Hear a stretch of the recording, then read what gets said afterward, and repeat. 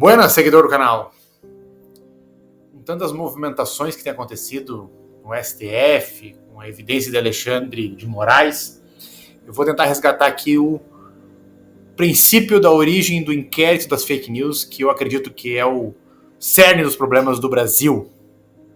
Editor, coloca a vinheta aí, vamos pro vídeo, para essa análise que eu fiz.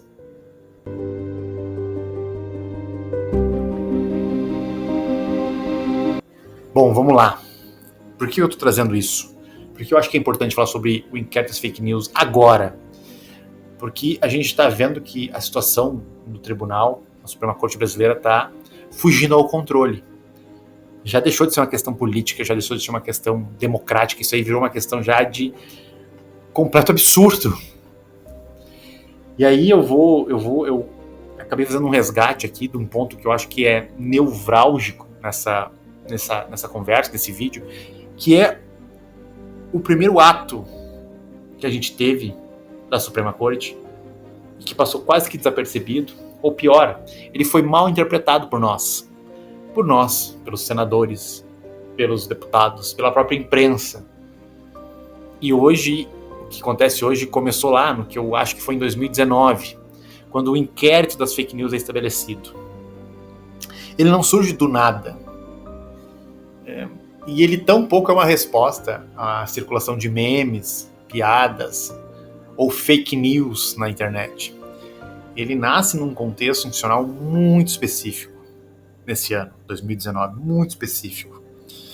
Ele nasce justamente quando a Receita Federal estabelece, tecnicamente, um novo precedente para analisar e compilar e olhar os dados de pessoas politicamente expostas no Brasil. 195 auditores da Receita Federal criam uma metodologia que é baseada em métodos mais tecnológicos, com mais uso de dados, até o início do que seria o uso da inteligência artificial, que fariam apurações mais automatizadas. Entretanto, para fazer essas apurações era necessário que se tivesse critérios objetivos e transparentes, republicanos.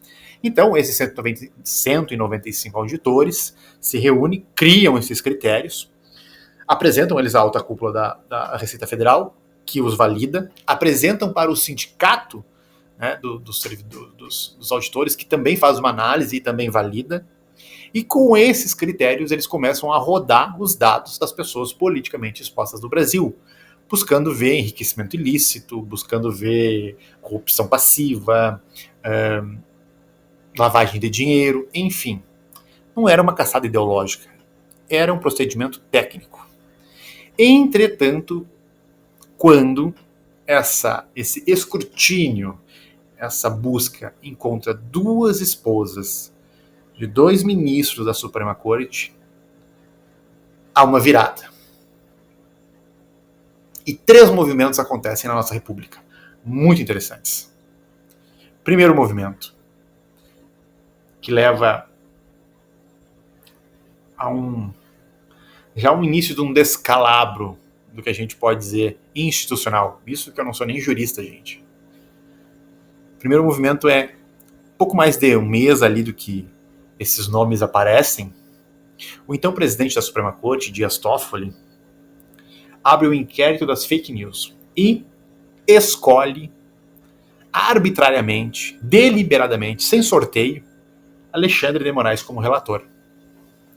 Já nesse momento, a imprensa noticia isso com um certo estranhamento, mas olhando como se fosse um combate à desinformação, um combate às fake news, mas os auditores já sinalizam que poderiam ser os alvos desse primeiro movimento.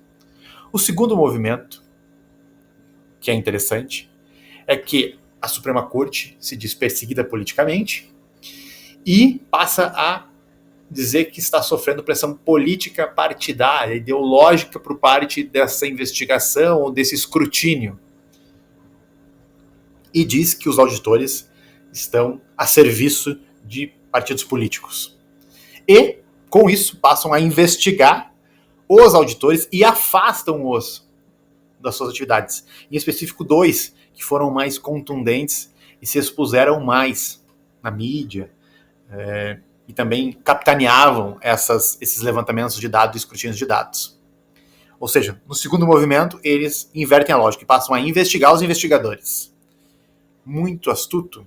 O terceiro movimento, Alexandre de Moraes, avoca-se, vamos dizer assim. Não é que ele convoca, ele avoca-se o caso para ele, paralisa as investigações, afasta os auditores que protestam, que usam o sindicato para protestar, que explicam os critérios técnicos e objetivos. Inclusive, o sindicato faz uma nota dizendo que isso violava os tratados internacionais mais antigos e mais robustos de combate à corrupção e de que essa prática que estava sendo praticada pelo STF era totalmente irregular, perigosa, facilitaria a possibilidade de corrupção. Entretanto, são ignorados tanto o sindicato quanto as notícias.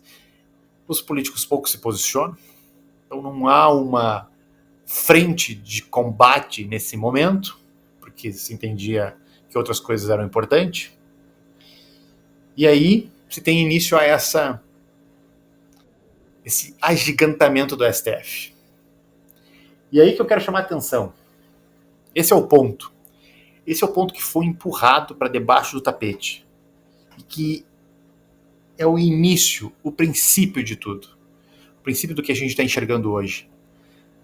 Desse lobismo enfreado que a gente está assistindo alguns ministros da Suprema Corte aparentemente fazer. Defesa de instituições privadas com o uso dos cargos públicos. Tudo inicia, gente, lá no inquérito das fake news. Ele jamais nasceu para defender a democracia, ou para defender a verdade, para combater a má informação. Ele parte de um outro pressuposto que envolve poder, ausência de limites institucionais e ausência de precedentes. E esse é o ponto. Numa democracia, gente, quando a gente não tem precedentes, a gente não tem limites constitucionais, a gente corre um sério risco de uma tirania.